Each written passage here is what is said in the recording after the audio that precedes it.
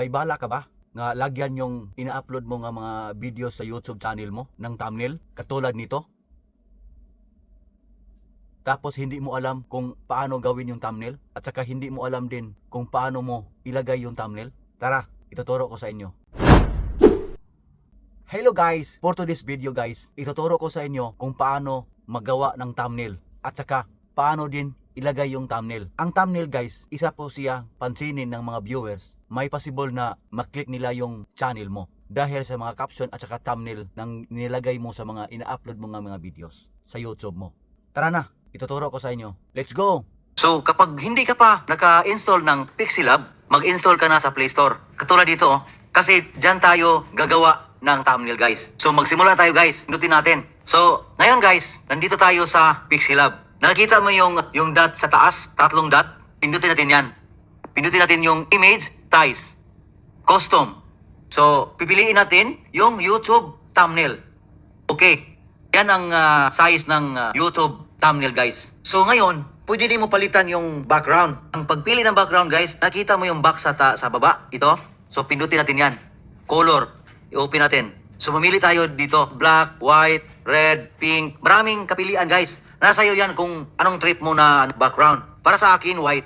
I-check natin. Ngayon guys, maglagay tayo ng caption. Ang paggawa ng caption guys, nakita mo yung plus sa taas, pindutin natin yan.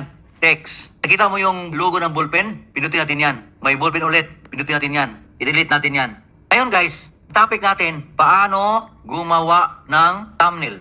Yon. Okay. I-adjust mo lang kung saan mo ilagay. Gusto mong palitan ng kulay, nakikita mo yung letter A sa baba, pindutin mo yan. Hahanapin mo yung color. So, mamili ka. Maraming kulay dyan. Para sa akin, red. Check. Tapos, kapag gusto mong palitan ng style ang letter, pupunta ka sa font. Yan. Mamili ka dito. Maraming kapilian dyan. Para sa akin, ito. Okay. Yon. Kung gusto mong medyo klarong-klaro, lagyan mo ng stroke or shadow. Ito, stroke. Enable. No, mamili ka. Anong ilagay mong shadow or stroke dyan? Para sa akin, lagyan ko ng white. Parang klaro-klaro. Check. Shadow. Enable. Para sa akin, blue. Check. Tapos, ilock mo. Pindutin mo to. Nakita mo itong kandado? Pindutin mo yan. Tapos balik dito. O, yun. Hindi na magalaw. Tapos, ang pangalawang topic is paano ilagay ang thumbnail sa YouTube video. Yon. Okay. Tapos, kulay. Red. Check. Font. Ito pa rin. Okay. Stroke. Enable. White. Check. Shadow. Enable. Hanapin itong blue. Blue. Check. Lock. Tapos, tutorial 2025. Okay. Color. Lagay natin blue. Check. Font. Ito tayo. Okay. Stroke. Enable. White. Shadow. Enable. Sky blue. Check. Lock. Balik ulit. Paglagay mo ng mga picture dito, balik ka sa gallery. From gallery. Check. Pwede mo ilagay dyan. Kapag okay na guys, pindutin tong nasa taas yung parang SIM card. Ito. Save as image. Custom. Very high. Save gallery. Automatic yan guys. Mapunta na yan sa gallery mo. Ang pangalawang topic natin ngayon guys, kung paano ilagay ang thumbnail sa ina-upload mo nga video doon sa YouTube channel mo. Kung naka-install ka na sa YouTube Studio, kung wala pa, mag-install ka na sa Play Store. Tulad ko, naka-install na ako. So, magsimula na tayo guys. So, pindutin natin to. Tapos, didiretso yan sa channel mo. So, mayroon tayong ina-upload kanina na wala pang thumbnail. Yan ang lalagyan natin. Yung ginagawa natin kanina. Ito ang walang thumbnail. So, pindutin natin to. So, ngayon guys, makikita nyo sa taas, mayroong logo ng ballpen. So, pindutin natin yan.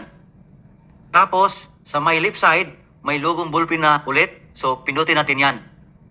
So, makikita nyo sa baba, custom thumbnail. So, pindutin natin yan. Didiretso yan sa gallery nyo guys. So, mayroon tayong nakahanda na thumbnail doon sa gallery natin. So, ito. So, pipindutin natin to. So, nakita nyo sa taas, done. Save. Yon.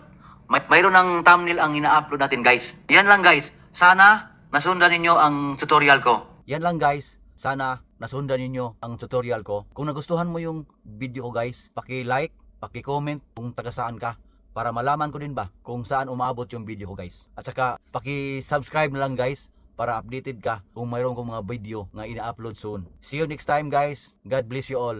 Bye bye.